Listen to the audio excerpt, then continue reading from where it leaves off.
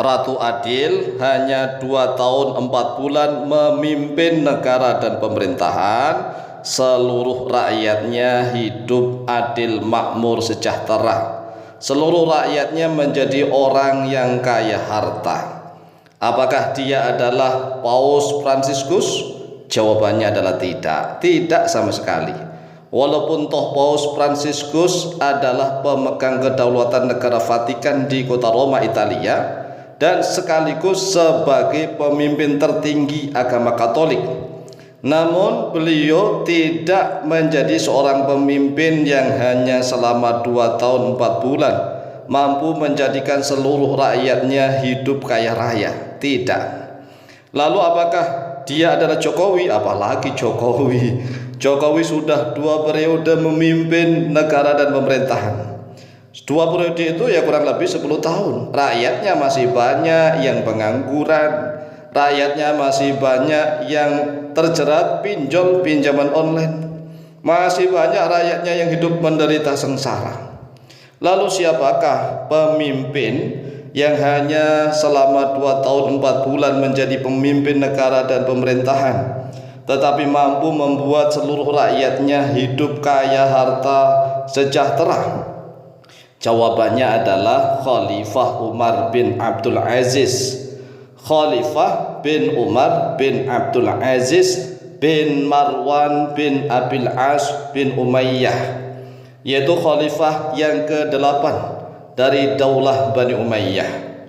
Beliau ini adalah seorang yang luar biasa, seorang ulama yang cerdik, seorang ulama yang zuhud, yang warok. Beliau ini menjadi khalifah tapi dipaksa awalnya, karena beliau bukan putra seorang khalifah. Jadi Umar bin Abdul Aziz itu bukan putra seorang khalifah, tetapi beliau adalah menantu karena istri beliau yang pertama bernama Fatimah binti Abdul Malik. Inilah yang keturunan dari khalifah. Dan istri kedua beliau bernama Lamis binti Ali. Tatkala Umar bin Abdul Aziz usia 36 tahun, kurang lebih 36 tahun, beliau menjadi gubernur di Madinah Al-Munawwarah. Beliau menjadi gubernur di Madinah, rakyatnya adil, makmur, sejahtera. Kemudian pemerintahan Daulah Bani Umayyah carut marut, korupsi di mana-mana, sehingga negara bangkrut, rakyat susah menderita. Kemudian para ulama mendesak agar Umar bin Abdul Aziz mau dan bersedia menjadi khalifah dari Daulah Bani Umayyah. Tetapi Umar bin Abdul Aziz langsung keberatan awalnya. Keberatan karena menjadi seorang khalifah itu berat, tanggung jawabnya besar. Tetapi istri beliau yang bernama Fatimah binti Abdul Malik menyemangati beliau agar beliau mau menerima amanah dari seluruh para ulama dan juga amanah rakyat, agar beliau mau menjadi seorang khalifah. Kemudian Umar bin Abdul Aziz bertanya kepada istrinya, "Wahai istriku Fatimah, jika engkau memilih aku sebagai seorang khalifah, maka mulai detik inilah kita sudah enggak bersama lagi. Tetapi kalau engkau memilih aku apa adanya sebagai Umar bin Abdul Aziz, maka aku akan mau menjadi seorang khalifah." Kemudian istrinya berkata, "Maksudnya bagaimana?" "Maksudnya begini, jika engkau memilih aku sebagai seorang khalifah, maka engkau gila dengan jabatan.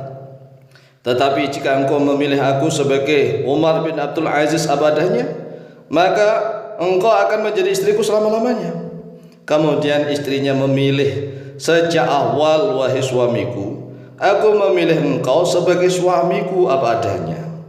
Oleh sebab itulah, terimalah amanah dari para ulama dan seluruh rakyat agar engkau menjadi seorang khalifah pemimpin negara." Kemudian Umar bin Abdul Aziz bersyukur alhamdulillah kepada Allah Jalla Jalaluh. Kemudian tatkala beliau mau dilantik menjadi seorang khalifah, beliau memberikan pengumuman, "Wahai seluruh rakyatku, hari ini Umar bin Abdul Aziz dan istrinya menjadi orang yang paling miskin di seluruh rakyat di Daulah Bani Umayyah." Jadi Umar bin Abdul Aziz meminta kepada istrinya, "Wahai istriku, berikan seluruh perhiasanmu, berikan seluruh harta bendamu yang kau simpan dimanapun.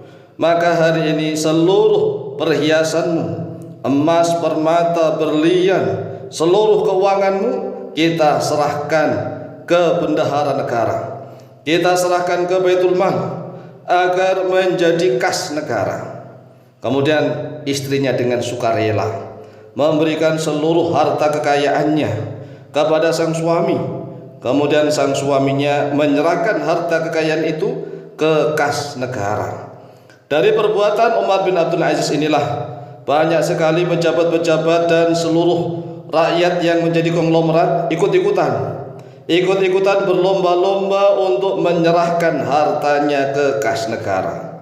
Dalam waktu yang singkat, kas negara yang awalnya bobrok itu menjadi negara yang kaya raya. Kemudian hartanya dibagi-bagikan kepada seluruh rakyat. Tetapi yang namanya suatu bangsa dan negara pasti banyak penjahatnya. Para pejabat-pejabat yang sudah terbiasa hidup mewah, hidup berfoya-foya, sudah terbiasa korupsi, mereka tidak terima. Mereka tidak terima dengan pemimpin yang seperti Umar bin Abdul Aziz. Sehingga para pejabat-pejabat yang jahat ini melakukan konspirasi. Mereka bersama-sama menyusupkan beberapa orang untuk meracuni makanannya Umar bin Abdul Aziz. Umar bin Abdul Aziz setiap saat diracuni lewat makanannya. Kemudian karena beliau menjadi seorang khalifah selama 2 tahun, kurang lebih 4 bulan kalau dihitung dengan Masehi. Karena beliau menjadi seorang khalifah itu pada tanggal 22 September tahun 717 Masehi. Kemudian beliau wafat pada tanggal 4 Februari tahun 820 Masehi. Ini kita menggunakan Masehi. Beliau ini menjadi khalifah tatkala turun dari jabatannya dari gubernur kota Madinah Al-Munawwarah. Beliau usia 38 tahun. Kemudian beliau menjadi seorang khalifah dari usia 38 tahun hingga usia 40 tahun lebih sedikit beliau wafat. Inilah nasibnya orang baik. Tetapi beliau walaupun toh menjadi khalifah hanya sementara, tetapi mampu mensejahterakan seluruh rakyatnya. Lalu bagaimana dengan pemimpin-pemimpin saat ini yang sudah 2 periode selama 10 tahun saja belum bisa mensejahterakan rakyat, tetapi sok-sokan ingin diperpanjang lagi jabatannya. Apakah ingin menambah penderitaan dan pengsengsaraan rakyat? Oleh sebab itulah, jika ditanya adakah pemimpin yang mampu mengubah keadaan, jawabannya ada, yaitu Khalifah Umar bin Abdul Aziz. Demikian jawaban kami, semoga manfaat. Wallahu ta'ala a'lamu bishawab.